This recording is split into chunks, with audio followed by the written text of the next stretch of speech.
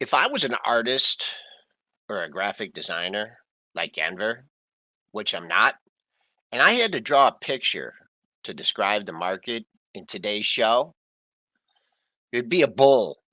And the bull would have a bunch of scratches on it, bleeding from the mouth a little bit. And the bears would kind of look the same way.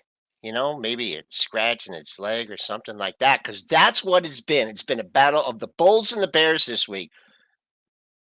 No better example, pre-market trading yesterday. They crushed it, bring it back intraday, and then Tesla takes us down later in the day.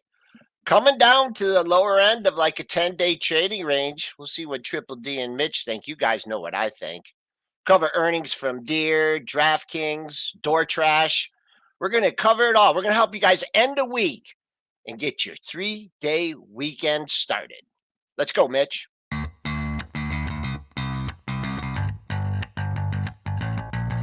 Coming to you live from downtown Detroit, this is Benzinga's Pre-Market Prep with your host, Joel Elconin. This is a volatile puppy here, isn't it? And Dennis Dick. I'm bidding a penny. I'd buy that stock for a penny.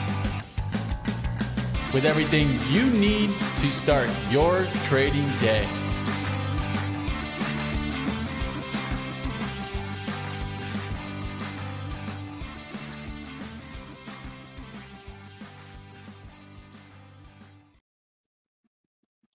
All right, good morning, traders and investors. Welcome to the final trading day of the week here, February 17th.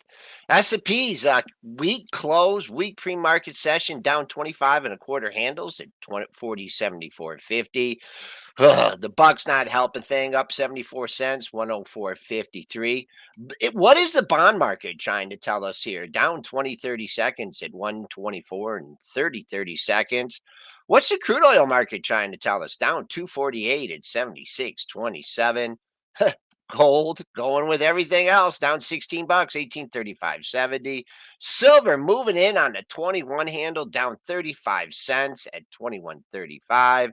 And Bitcoin futures, they're down $730 at 23,910. I'm going to bring in Triple D, and I'm going to pose a question to him today. And I know you do a lot of trading and you look a lot of different stuff, right? But where do you think S&P Spider is from where we were from last Friday's close? Don't look. Where do you think we are? I'm thinking, just because you brought this question up, I'm thinking we're in the same spot. Just about. Just about the same spot. And I didn't look, but I kind of thought about this. And you know what would be really do the most damage to everybody who's got a really big bull case or a really big bear case? Just continue to chop up and go sideways. And you know who benefits the most from continuing to chop up and go sideways? Do you guys know, guys and girls in the chat, do you know who benefits the most from the chop? Don't tell them. Don't tell them. Don't tell them. Don't tell them. Come on. 30 days free subscription to Benzinga Pro for the first one who gets it right. Well, we actually, Dave, we could take Dave, but Josh, I was thinking market makers. Josh Weber. Oh, we have such a smart chat. Everybody knows the algos and the makers and the market makers. You're exactly right, and me. Yeah, I actually do pretty good in the chop too. But the market makers. That isn't Money Mitch, right? No, the double M definitely money makers. So why not the market makers? Why not continue to give the scratch battles to the bulls? The injuries to the bulls and the injuries to the bears. Why not continue to chop the hell out of this market for the foreseeable future? Because you know what?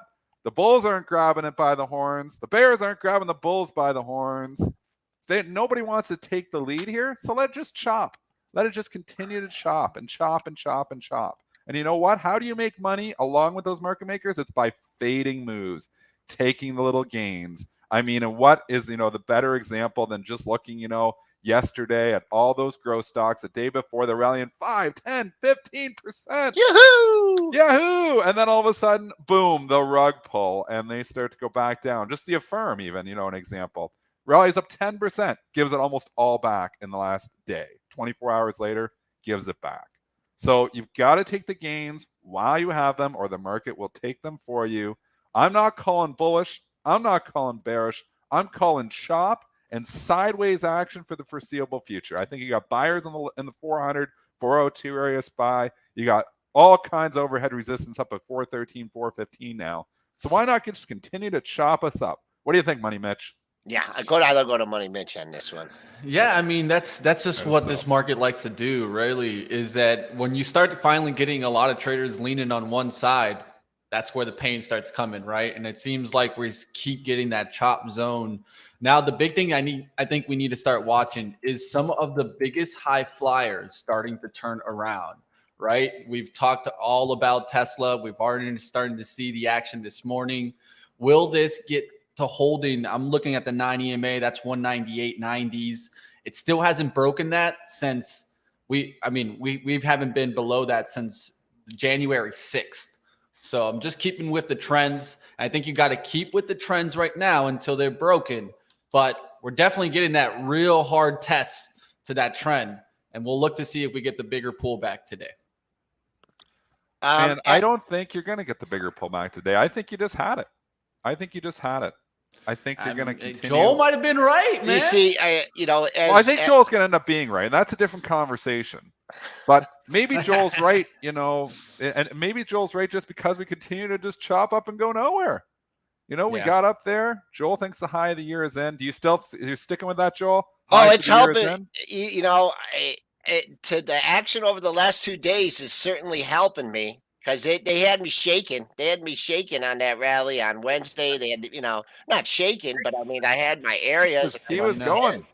I'm like, well, you never know. But this is what I'm going to say. I mean, we've had we go back and forth a lot.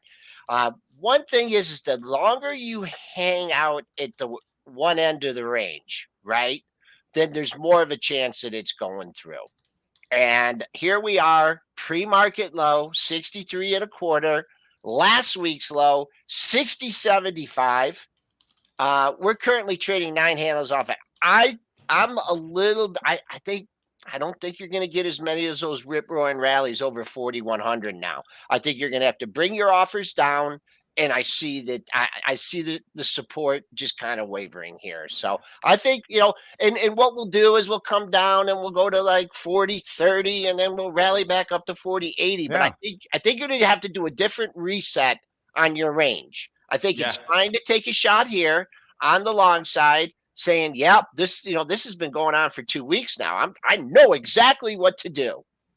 But I think there comes a time when you break through the range and then there's not much not much support if you take out last week's low. So I'm still sticking with my year-end theme. I will, do my reevaluations over I'm probably not going to change over the 3-day weekend unless we have like a absolutely crazy rally. But yeah, that's we're starting to hang out at the lower end of this range, and I just don't think the news flow is. I mean, that's the other thing, Dennis, is like. I know the growth stocks rallied and they've held us up, but like the inflation numbers have not been good. Earnings have been okay. I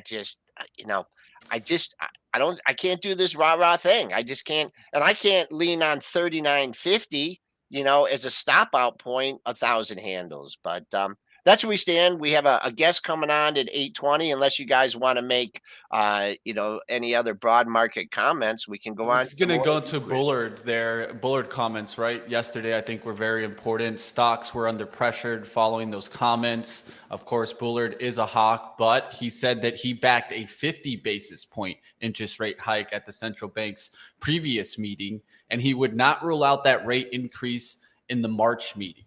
So if you look at the CME Fed Watch tool, we were at a 98.8% chance of a 25 basis points on the 1st of February. Now we're at a 21% chance of a 50 basis point at the next meeting. And so if there's something that's changed, I think that's what's changed.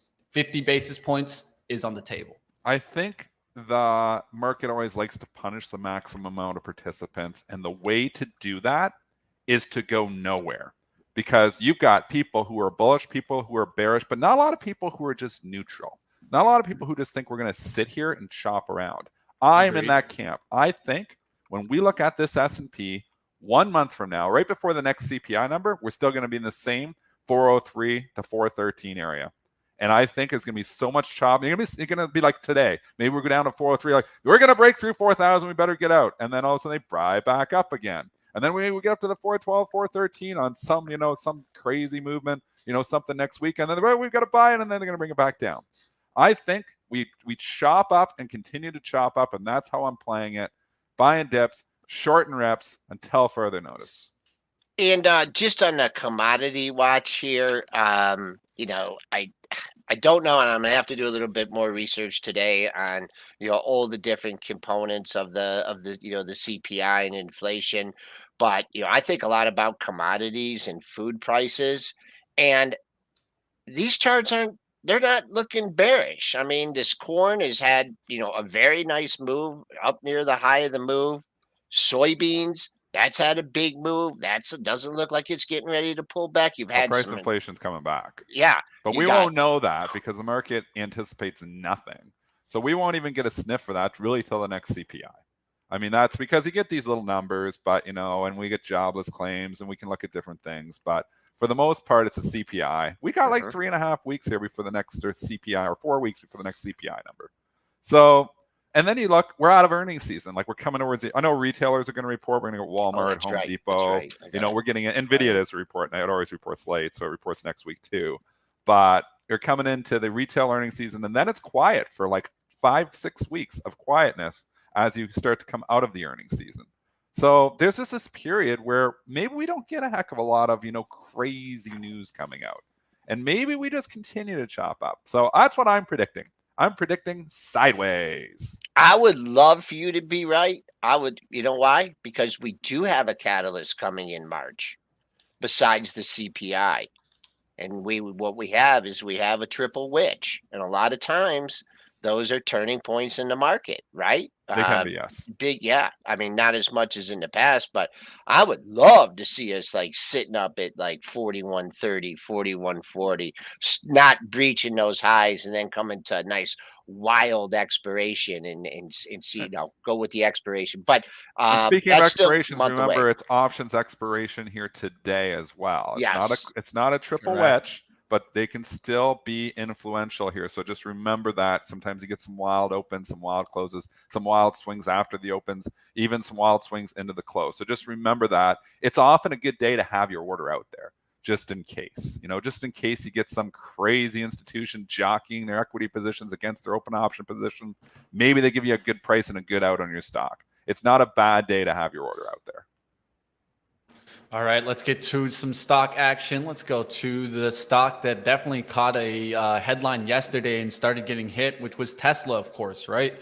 Let's get towards that stock here. Tesla voluntary recalling 362,758 vehicles and warned that an experimental driver's assistance software marketed, of course, full self-driving beta may cause crashes.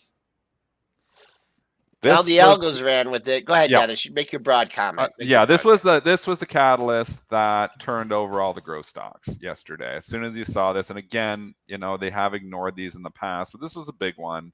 386,000 cars, and it hammered Tesla.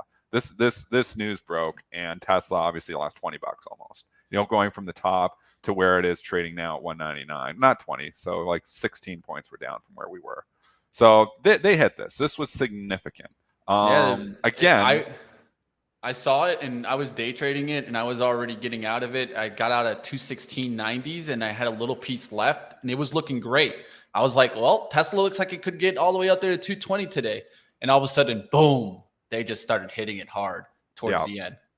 Yeah, and they rolled over. You can bring up any other growth name if you want. All the names in the Cathy portfolio there, they all rolled over with this. So, and the broad market rolled over with it as well. It did. I mean, this brought the market down. So if you're looking for why we went down yesterday after we were holding up fairly well, don't look any further than Tesla. It's one of your leaders of the market here right now. It led us the entire month of January, continues to lead. So as it broke down yesterday, the market followed suit. Now, again, I don't think this is something that, you're not bringing in these 380,000, Teslas to the shop. This is going to be a fix that they can do, a software fix. So they can just send this, fix over. Obviously, they don't have to bring them in. So it's not like it's going to be a huge expense here. So I do think it's a little bit overdone in that case. So it wouldn't surprise me if they turn this thing after the open today. Right. As we said, the algos don't know whether you got to take it into the shop or not. But when you see these kind of moves, and this has been working out pretty well, I think, in some of these growth stocks. If let's make, I don't even know if you could call bottom though off this yet, because it just made the high yesterday. I look at support. The pre-market low is down at 190. Ooh, 196.74. That was the after hours low, and now we've climbed back. So we're $4 above that.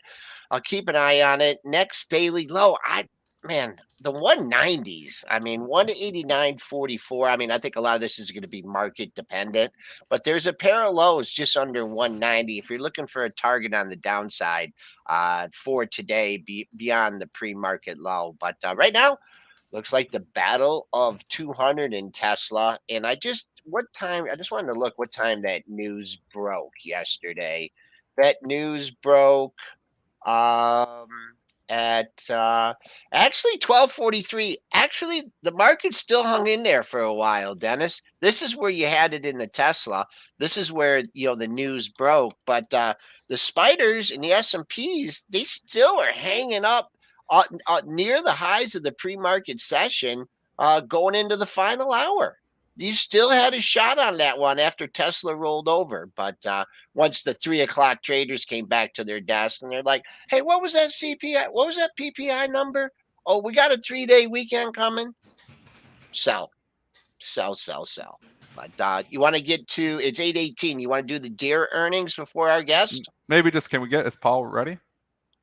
I'm not sure. He doesn't have the camera on right now, so let's give him a minute. I'm not sure if he's going to have a camera today. Okay, so then he's probably just audio. He's probably ready to go. Yeah, let's bring him on. All right, let's go ahead. Let's do that. Let's get to our guest team. Smash the like.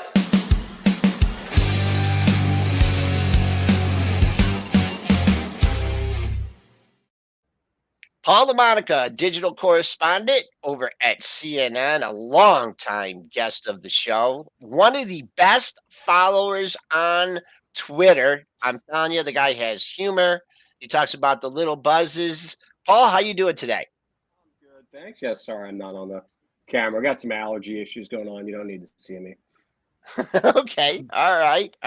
Well, there's a battle of the Bulls and the Bears here, and I mean, I guess the Bulls are winning for the year. It's obvious, right? Because we had a great January, but the Bears, man, they're trying to dig in.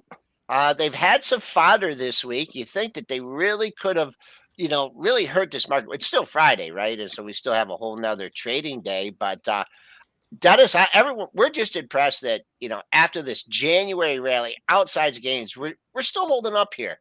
What's your thought on the overall market?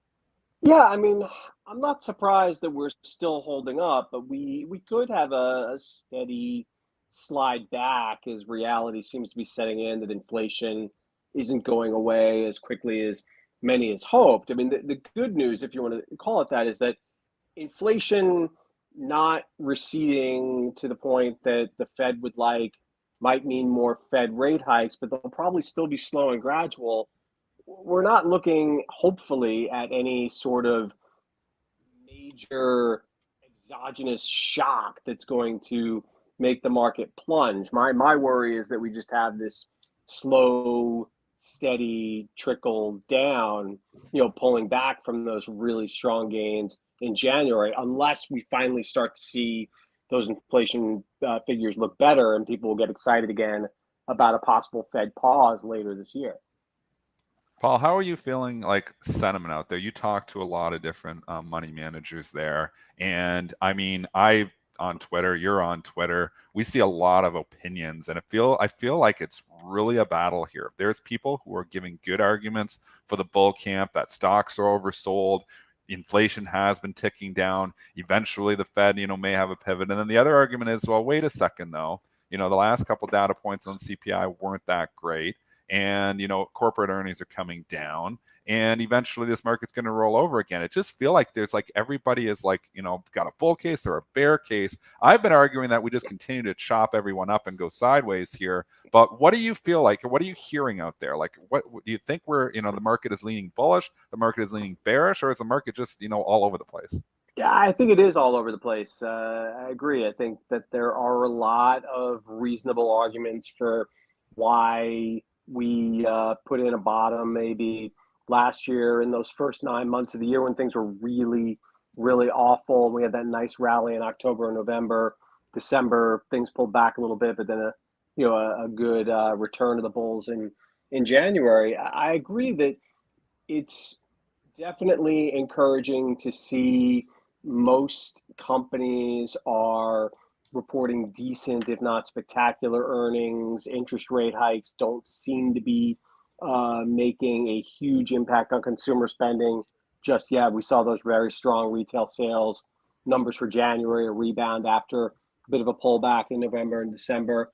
But what worries me is that we just have this return to speculation again. I mean, a lot of big tech stocks are rallying. The meme stocks are having another run. You're seeing, despite what happened with FTX, people feeling maybe the bottom's in there, and crypto has bounced back. Coinbase is one of the hottest stocks of the year. So I'm a little nervous that we've got too much froth kicking in again, but I'm always nervous.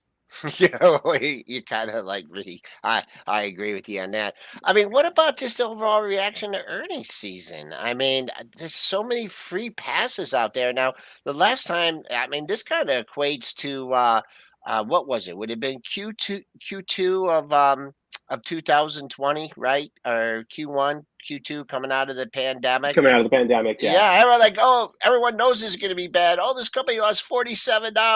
Bye, bye, bye, bye, bye, bye, bye, bye. I mean, I kind of feel, when the street, ignore. I mean, at that point they were right. We ended up getting out of things, through different ways. But have you ever seen the street just give such a free pass? And let's say even they have good earnings guidance. This guidance has not been good, and this is already when we're trading at a high valuation. Can you bring out in your years of covering the markets? Can you bring back to a similar period to kind of price action off earnings? It is a bit curious that the guidance, it hasn't been awful, but it hasn't been as good as you would have liked. I think that there is definitely, and this worries me a bit, some element of a bad news is coming, but that'll be good news for the markets because I think, some investors are still clinging to the hope that the Fed doesn't just pause later this year, but that the economy slows enough because of inflation and the rate hikes that already have been put into place that the Fed has to actually reverse course and start cutting rates at the end of this year. I think that might be a bit naive. I don't think that this Fed wants to do that. The Jerome Powell really seems to be stubbornly sticking to the notion that he's going to be the second coming of Paul Volcker and he's going to kill inflation if that winds up, causing a shallow recession. So be it. He's not going to let inflation come back under his watch. So I'd be a little worried that we're ahead of ourselves. All right, moving on to more current things. The DoorDash, has the earnings today. Blast, looking at that report, looking at the market's reaction. And any comments on DoorDash? Yeah, DoorDash, seems like the good news is that people are still ordering a lot of takeout. That's good news. I think for Uber, we've seen that with their earnings. Uber Eats seems to be doing extremely well. So I think the DoorDash numbers were about as solid as you could expect, and yeah, the stock's acting accordingly, looking like it's up a little bit this morning on the news. How about Etsy? Now, haven't heard from Citron Research. In fact, I maybe have to dial up Andrew because I didn't think that he was doing any more short reports. And I don't know if, what you consider his thing on Etsy, but saying it's the largest marketplace of counterfeit goods. The market certainly took it to heart. Yeah, I think anytime Andrew says something negative about a stock, we've definitely seen that kind of knee-jerk reaction to any series of Citron tweets and big reports. He's got a pretty good track record. He's not always right, but we will see, whether or not what Etsy's response to this is going to be. If I'm not mistaken, they report earnings next week. I think it's February 22nd, so it should be very fascinating to see if the company's biding its time and waiting until earnings to maybe come back with a more detailed point by point, response, counterpoint, rebuttal of what Citron is alleging at Etsy. But it's unfortunate, I think, for anyone that's long in a stock that Citron goes after, but you really can't ignore any of his reports. You've got to, at least look into it and see whether or not there might be some real evidence there of something that might push the stock lower. Hey, Paul, I'm going to jump in here. I wanted to ask you about the buzzword of the year, AI. Where should we be looking for opportunities? And is this truly an opportunity for maybe, let's say, like bigger companies like Microsoft? Yeah, I mean, I think that, what we're seeing with some of the high profile mess ups with Bing and the Alphabet Google chat so far, that this is going to be a work in progress. The market seems to be betting right now that Microsoft is going to be an emerging leader thanks to their investment in the company that has the Chat GPT bot, that is the one that seems to be the most buzzy, most ubiquitous right now. I think this is still the very early stages. I don't know if AI is a big enough business to make a difference for the long term for Microsoft, Google, other large cap techs. I mean, it'd be interesting to see what Apple, Amazon, some others eventually do in here. But there definitely seems to be smaller companies that are moving on this. And I think investors need to be a little careful. I wrote a story recently about how C3.ai and Big Bear, SoundHound, some of these other smaller companies that have AI as part of their business. I don't think it's a fad. It's not going away, and I think it does have the potential to make some big changes in how we do business writ large. But anytime there's a lot of hype about a shiny new object, investors need to be careful. Yeah, the question would be, right, is AI going to be also like the metaverse where it just comes in and out? Mm-hmm. Yeah, that's a great question. I mean, obviously, Facebook changing its name to Meta Platforms, going in all in on the metaverse. They've had some mixed results there. I mean, I do feel that artificial intelligence, there are more reasonable arguments to be made as to why this can help big businesses, and that could be something that would lead to an emergence of companies in this sector that would thrive and survive. I think it doesn't strike me as much of a faddish sort of flavor of the month type of thing. Hey, Dennis, just real quick. Sorry, Paul. Dennis, heads up on this 8:30 number. Yep. Okay. All right. I'm sorry, Paul. Go ahead. No. With your trade. I just wanted to throw one more thing in here. We'll get to the LEI here in 1 second. The thing that bothers me the most about this market, and I'm S&P centric, and Ed's pointed out a lot. These big top components, Apple's hanging in there, but Microsoft, Google, and Amazon.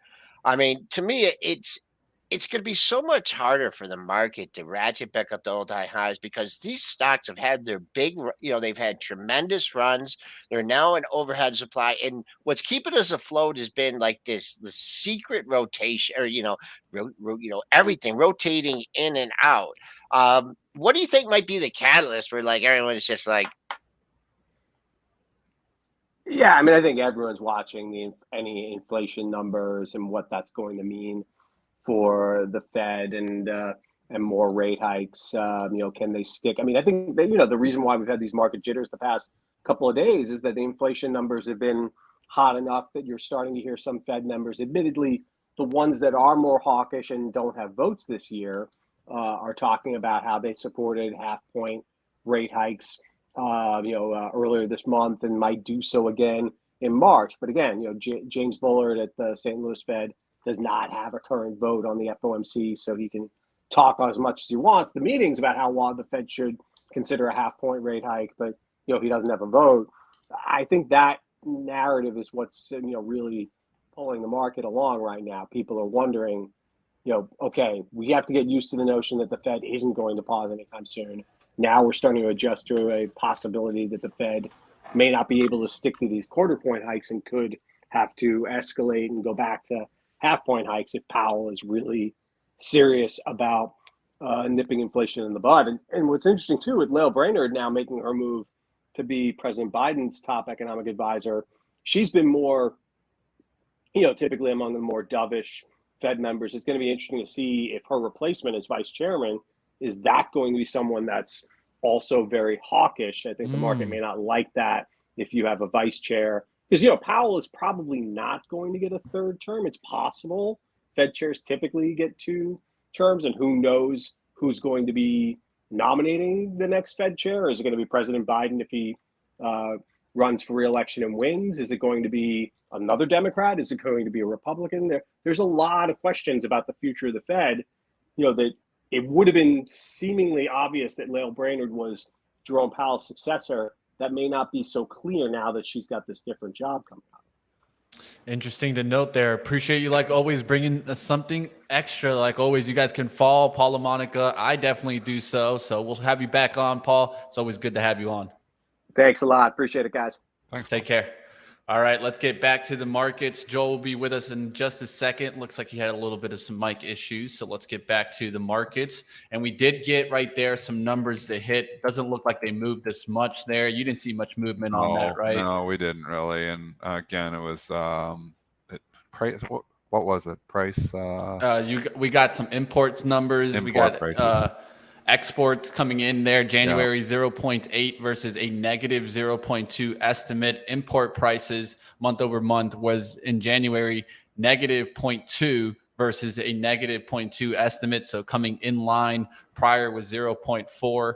And I don't think these did much, as you guys can clearly see. The market. We did. We came up a little bit, a couple of points here, but we really aren't doing much off this number. So yeah, and I don't know if you saw. Did you see any wide action there for a second or no? No, it didn't even go wide. Okay, that's what I was kind of. The algos weren't even scared of this one. Yeah, that's what I kind of. On like a CPI, what we mean by it goes wide is actually you see the SPY. You'll see all of a sudden, you got a nice 2-cent spread, and all of a sudden it's like a 60-cent spread. Yeah, and that's because the algos are like, no.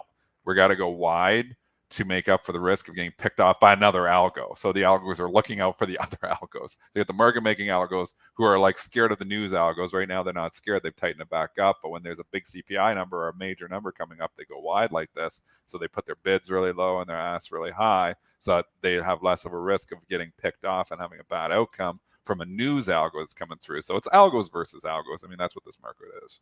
Yeah, and I look for that to see if we're going to get some movement some of the times, right? If I see it going wide, I'm like, okay, well, time to pay attention. Let's see if they really drive it in one way or the other.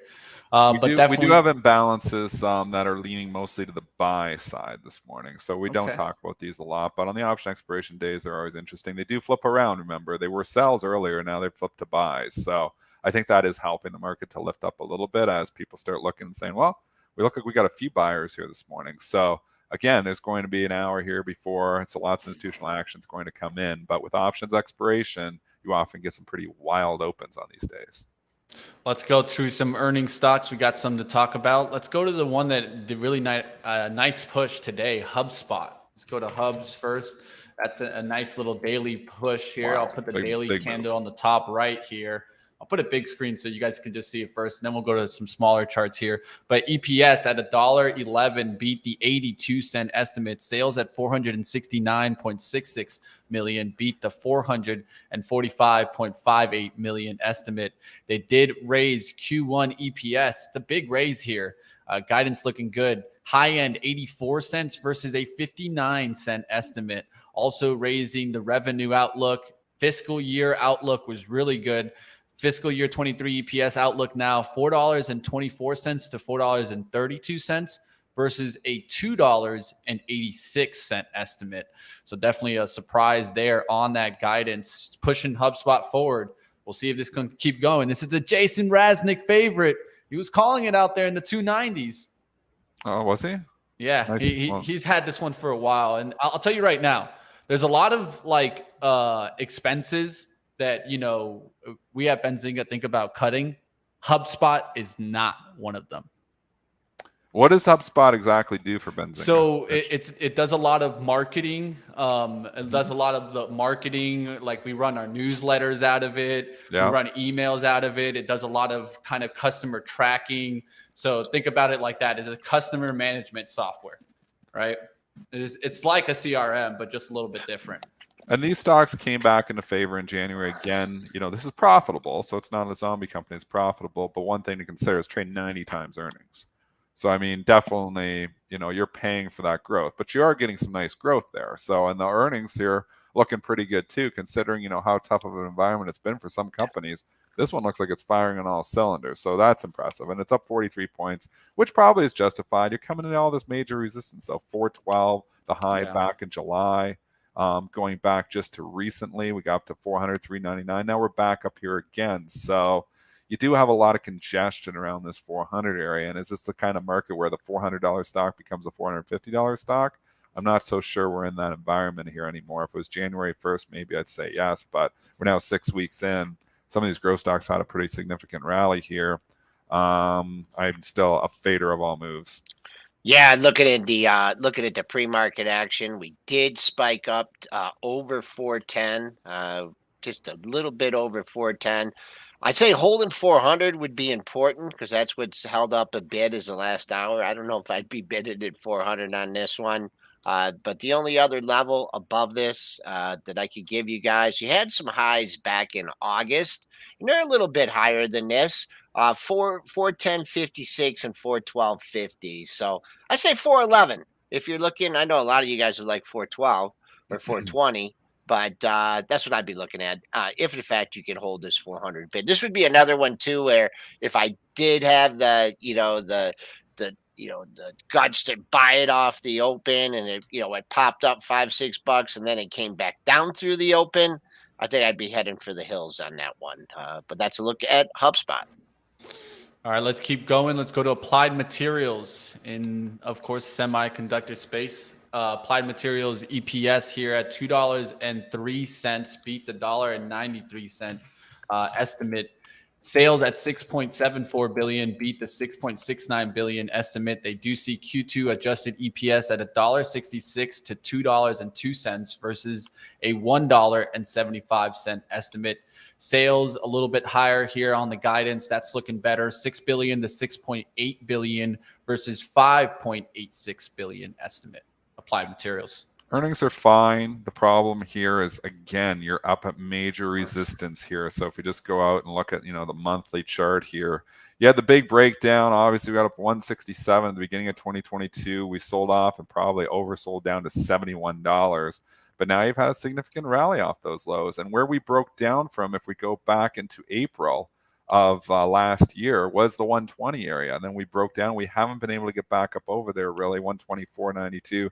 The high from a few weeks ago, but this is still 120 area, still major resistance for Applied Materials. So, and again, with me predicting an overall choppy market, I think you're just going to kind of maybe go sideways on a stock like this too. So I'm not in this market where I'm buying breakouts or selling breakdowns. I'm in this market where I'm actually fading those.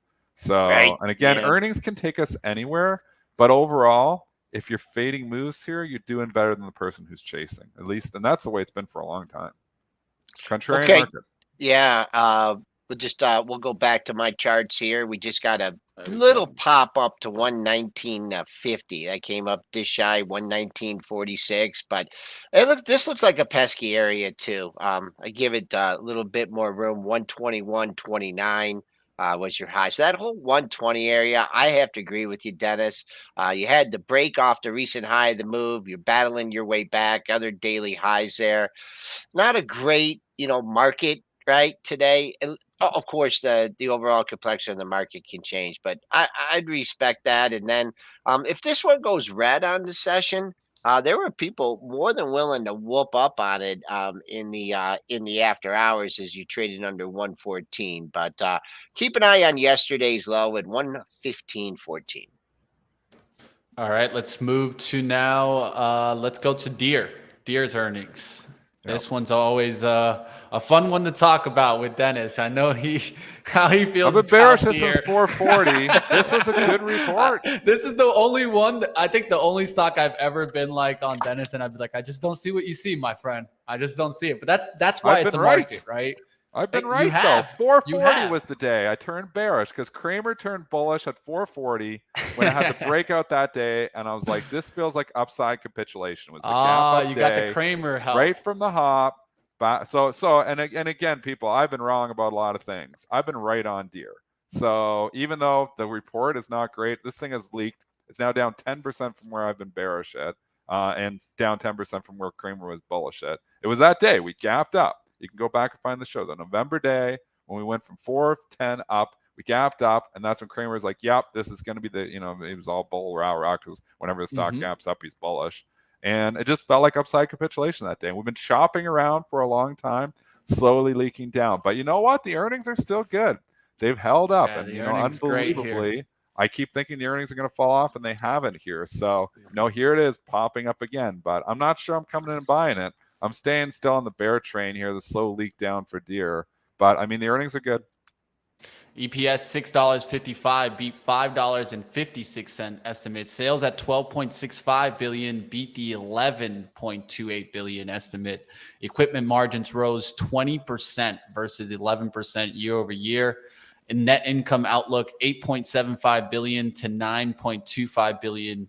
And I would also take a look at the other names in this space. Of course, we can take a look at that. I'll let Joel give the outlook on Deere, but Paccar has continued to run. That hasn't turned around. I think I'm going to side with Dennis on this one here. You had a night hanging out near 440 all that time, and then you had a good break. You more than filled the earnings gap, right? And I think there's still a lot of people that are thinking, well, 420 wouldn't be bad. I mean, this stock is, in October was at 340. If I could get this 420, once again using the 420 number. If you're really looking for a juicy target, 423.39 on the upside, and that's just about halfway back of this move. As bullish as this stock has been, right? And you're looking at the chart in the all-time high, this is your monthlies. So this is actually, down. Are they actually down months here? Let's look at it. Yeah. You made that high in November, and so you're working on your third down month in a row. So I'm telling you, I've been right about this one. I've been wrong about a lot of things, but I've been right on this one so far. Only thing is, I would say, is look at that Paccar chart and Cat. They're still holding up really decent there. They're low PEs. So this is the one thing that they have going for it is there's still this gravitation overall to low PE. Yes, that's come off a little bit in January, but it's still got that going for it. I keep thinking the earnings going to fall off a cliff, so I've been wrong about that. This quarter was decent here again, but the stock price action is telling me that I'm still right to still stay bearish on Deere. But the PEs, I mean, Cat's got a low PE as well. Again, what people don't consider is that these earnings are cyclical, and if we do eventually go into a recession, which I still think is on the table, I think these earnings are going to come off. But my prediction is still sideways. I'm going sideways, market neutral on everything. I've been leaning in the bull camp here for a little bit. I'm moving completely sideways. I've been pretty neutral here for a while, though. I've got the overall holding a lot of cash because I don't think there's a lot of value here in this market. There is some in pockets of value, but I don't want to be fooled by low PEs on consumer cyclicals because I know how that works. If you go into a tougher time, those PEs start to go up very quickly because those E's come down. The Cat setup is a little bit more interesting to me just because you got more of a consolidation period. And you know what consolidations, lead to? They lead to, new moves. So you got to assume, and I'm just assuming here is, consolidation after a major move up. You break out of the top of the consolidation, let's call it 252. Well, then you maybe go back up, challenge that all-time high. I think you break out, and I think this would be partially market dependent. You break down through the bottom of the consolidation at 242, and you got a little bit more downside there, but a little bit more of a discernible chart. This is just kind of I don't know. Looks like I'm just kind of, what do we call this? Like ready to fall off a cliff chart, just kind of hanging in there. I think But people will be selling into under this rally. 240, you'd think that, but again, we're not in this market where stuff is breaking down. The breakdowns don't have follow through. The breakouts aren't having follow through. Certain stocks, it's always going to be the case, but I feel like we're still sideways here. So just be cautious. Getting too directional on any given stock here. Think about that sideways action. Think about 5, 6, 7% gains and booking them. It's not a bad way to trade right now. Yeah, one stock definitely hit me today. To I did a little swing into earnings, and I very rarely do it. It was a very small position, but I just thought I'd give it a whirl. It was DraftKings. Look at that, pounding me today. Did you go short it or long into it? Yeah, I went short it, Dennis. You went short into the report. A little scary. That's how it happens sometimes, team. Oh, yeah. I tell you guys no. I let you guys know when I lose. Hey, we all lose sometimes, right? EPS, he had a loss of 53 cents. I want to just stop you for a second because it's a great point. We all lose sometimes. I lose every single day. Every single day I lose on trades. Every single day I win on trades. It's a matter of balancing it out. If I win on 52% of my trades, I've got a casino edge here. If I'm winning on 55% of my trades, I'm killing. If I win on 60% of my trades, I'm absolutely kicking ass. So, I mean, you've got to go through. You're not going to win on them all. And what will define you as a trader is not how much you make on your winners. It's how much you lose on your losers. It's right back to the discipline. Cut those losers. Again, this is a tough market because you're being chopped up. And so, that's why you've got to almost be buying dips, because if you're buying the rips and then it pulls back, well, then you're getting chopped up. So just know the range to a certain extent here, but it's quite all right to be wrong. It's not quite all right to stay wrong. Street leaning the right way into this report. $16 to begin the week. Almost closed over 18. Probably would have if the market wouldn't have rolled over.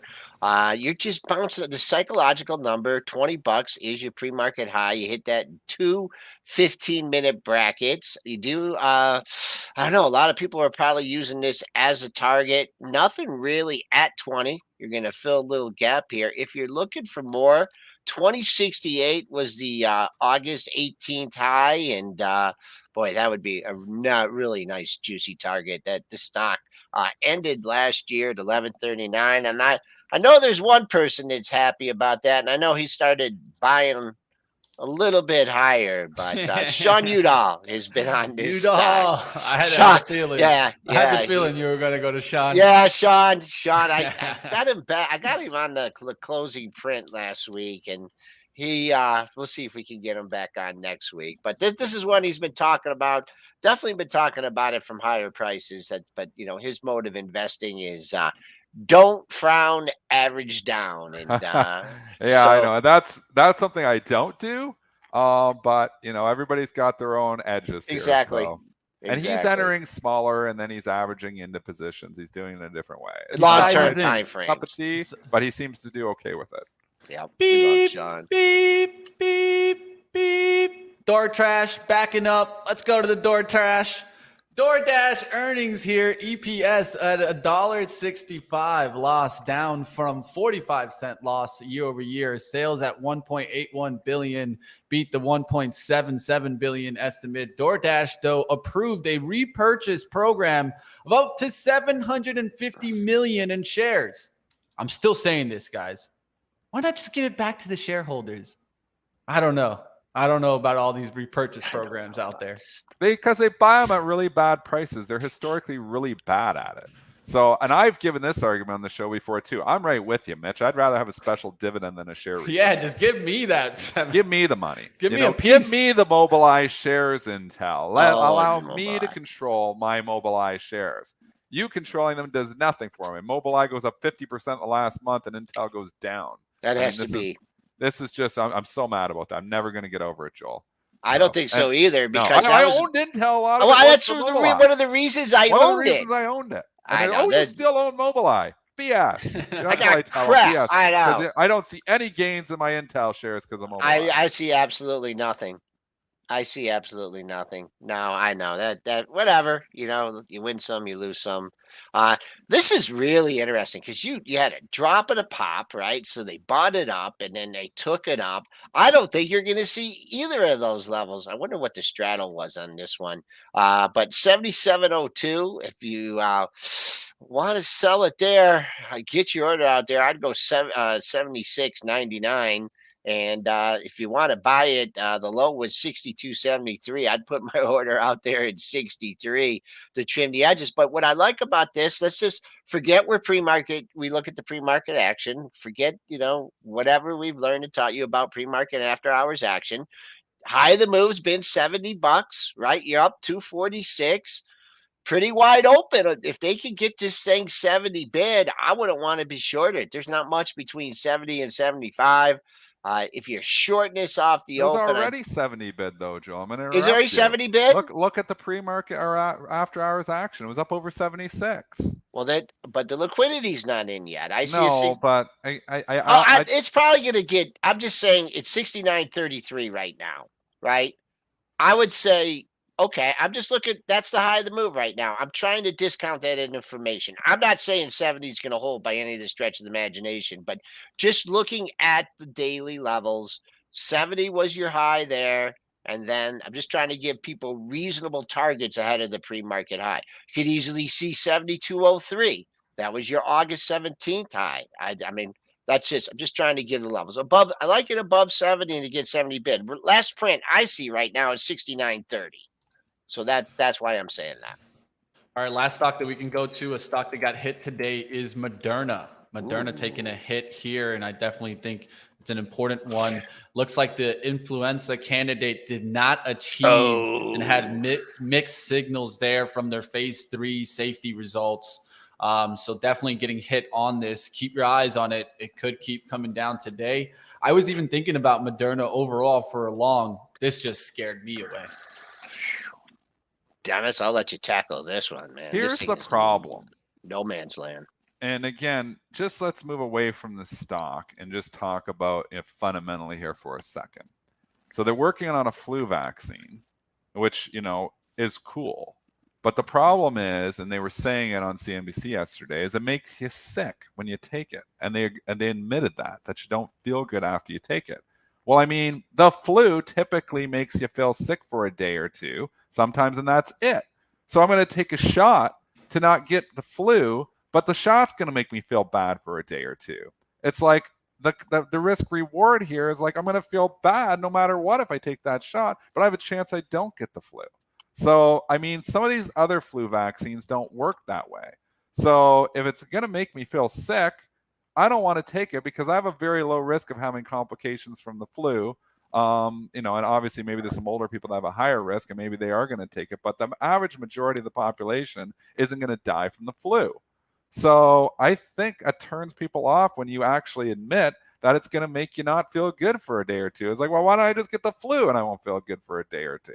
So what's the benefit? That's the problem. And that's a concern for me. So I do like the stock fundamentally because they have run the company so well. The reason I'm not in it is I still think there's going to be a significant decline in revenues because not too many people are going to get the jab going forward. Well, there's another fundamental problem with this.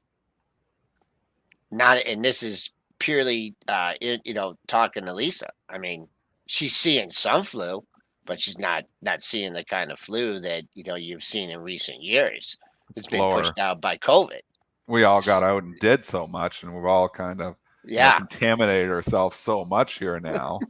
So the flu isn't even as prevalent as it once was. It'll come back hard next year, probably. No, she sees people, and they call on the weekend, and it's pretty, it's tried, whatever you do, the virtual phone call or whatever, and make the diagnosis. I mean, I'm not saying it's still not out there, and people are still not getting it, but it's just it's not in different areas. It may it may be rearing its ugly head more, but that's just another fundamental reason.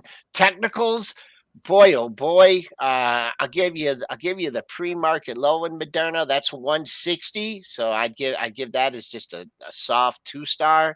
You got one daily low there, or just under that, 159.06. But you could see where I'm looking here in early November.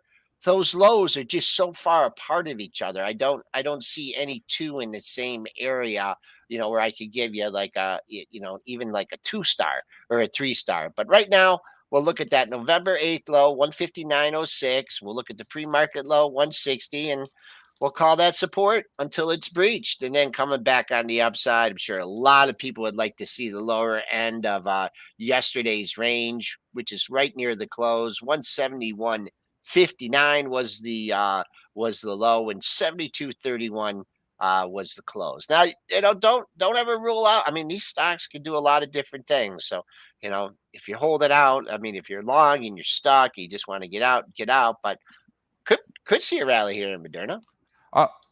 The bull case is that it's the best run company here. I think there's a play to be long Moderna and short BioNTech.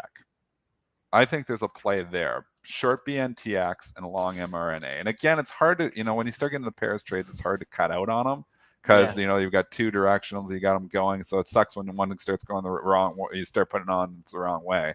But I've thought that for a while. Buying Moderna and short BNTX against it, just saying Moderna is the better company. Because I think overall, I think revenues are going to drop because I think the COVID shots, people aren't going to take them as much. I mean, you can't just look and say, oh, they're making this and they're going to continue to make this. This was when we were coming to the pandemic, everybody's getting that shot. There's so many people not getting the shot now. My parents both said they're not getting the shot anymore. And they had 5 of them already, but they're done with it now. They're not going to get any more COVID shots going forward. There's a lot of people who aren't going to get the COVID shots every 6 months. There's some people that will, but a lot of people are moving from getting the shot for sure to not getting the shot. You can just see it, and just talk to people around you. That is a problem for Moderna. That is a problem for Pfizer, but Pfizer's a lot smaller part of their revenue. It's a chunk though.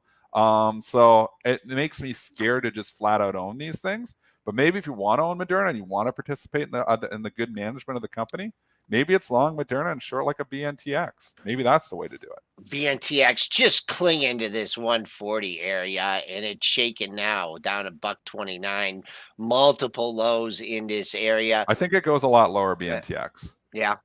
It's looking like it's busting through the lows that it's had since boy, it's been holding this area since the middle of January, and it's just been kind of sleepy. I mean, these stocks had their day, right? And they did. That's it.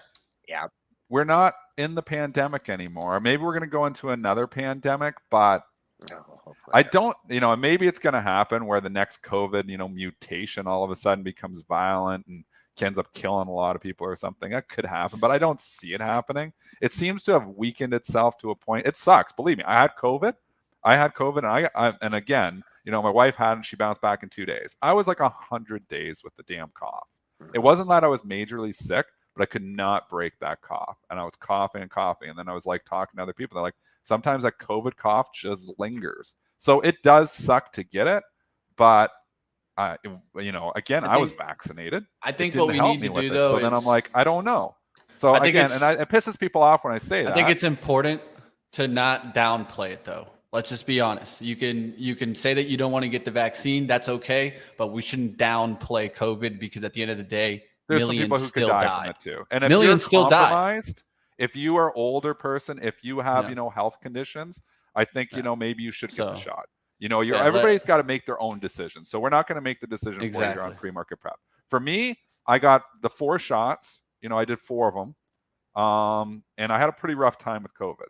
So going forward here, I was like, you know what? I'm probably not going to do another shot. Maybe I will. Maybe I'll change my mind and maybe I will get another shot. But I just don't feel like doing it every 6 months going forward. If I would have just like went through it, like no problems at all, sailed through it, I'd be like, yeah, maybe. But I don't know if the shot helped me that much. And maybe it was just me. Maybe it helps other people. So I don't know.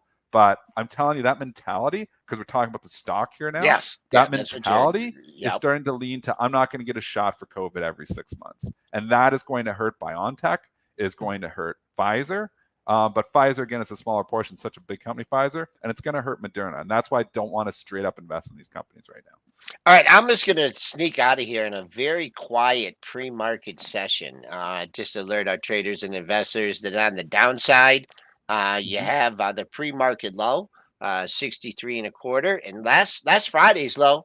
We never got a look at it because it took place in the pre-market session at 60.75. So very important area for the bulls to defend. On the upside, We've been struggling right here at mid-range on the session. So I think you get above that and definitely see a little pop.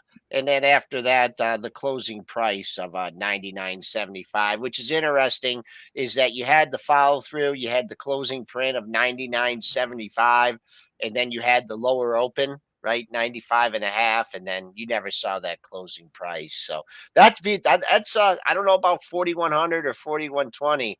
But I think a win for the Bulls today would get that back over last Friday's closing price at 41.9975. So I'm going to wrap up. I'm going to go to Pre-Market Prep Plus, cover some symbols over there. Sure. Going to be back at 10:30 Pre-Market Prep with stock odds, and I got a special guest coming on the closing print, guys. So pay attention to my Twitter feed. Someone we haven't talked to in a while, and I think you guys really miss them. So I'll be back later on. Everyone have a good day. All right, Joel's getting out of here, team, and we're going to wrap up here. I did see a question in the chat. Ask me about what I think about the SPY today. And you guys know I draw the rule of 3 all the time on my live trading show. And so the pattern here has now broken below the 408. I think an important level is the one that Joel was looking at also. He said like the 4100s. I'm just looking for 10 on the SPY. If you reclaim 410, yeah, I think you can drive this market higher, but it could start using 408 as resistance. We have an hourly candle that went to 408.34. Look to see if 408 start acting as resistance. That's what I think could get us right back down. But are we going right back down to 390s? No, I wouldn't say that either. But I do see like 402s, 400 in reach for pullbacks if we do start coming down. I think you get back to that 400, 402. I think you're a buyer. I think you get up to that 410, 412 area you're talking about, Mitch. I think you're a seller. I think you just got it. I think we're going to go sideways for a bit here. I think it punishes the maximum amount of participants. I think, the people who are rah-rah bullish are just going to get chopped up. I think the people who are rah-rah bearish are going to get chopped up. I think you just got to be taking the small gains, the small moves. I don't see us really going major places here for a while, unless we get a major geopolitical event, which can change everything. And that's usually to the downside. Or, maybe we just slowly climb the wall of worry, but I think we climb in a choppy way. So I think the play still is obviously going to be some individual names that get the beats. But overall in the market, I think we go sideways. Definitely. We'll have to wait and see. I think one of the ones that I will be watching is, of course, the Tesla Dragon, because it's been a dragon. Will it come back here towards the 208s, 210s, or will we get the flush down through the 190? Remember, I was short earlier at 211.30s, had to cover as we came back through my level, and now I'm going to be watching it. We'll see. I mean, Tesla is definitely a dragon I don't want to get in front of, but if it starts to turn around, who knows? I think an important one to watch also is Microsoft. It's been weak the last 3 days. Yeah. If that can come back into the green, maybe the market comes back. But if you see Microsoft still getting hit, that's something to keep an eye out. We'll see what happens. Like always, you guys can keep up with all the action Triple D does on Twitter. Give him the follow at Triple D Trader. We'll see you next time, my friend. Have a good weekend. Mitch. Have a great and enjoy weekend. the Monday off, right? We got Monday off. 3-day weekend here. Party time. Party. All right. Have a good one, Dennis. See you, Always good to have you on, my friend. Take care. All right. Let's go ahead. We're going to get to the action. Let's go looking. We got live trading coming up next and all access on there. And a special interview, Bullfrog AI. Yes, an AI stock on live trading, all access. Don't miss that. That's coming up next. And of course, this weekend, we're going to keep going further and further in trading in the zone. I'm excited to keep going through it. We got another book that's going to be coming soon, right? We're almost done with trading in the zone, believe it or not. We're going to keep going through many books this year. If you guys want to go ahead and keep upping your reading and upping your skills, whether that be in retirement, psychology, patterns, we're going to take a look at all different types of book. We'll see you guys on the book club. I'm throwing up the link and bringing you guys over now to live trading action that's starting up just now. All right. And you guys can still see Spencer. I heard he's the executive producer now at All Star Charts and that team. So if you guys want to check out Spencer, definitely give him the ad on Twitter. Keep up with some of the things that Spencer Israel does, like always. I'll see you guys on live trading. That's starting up now.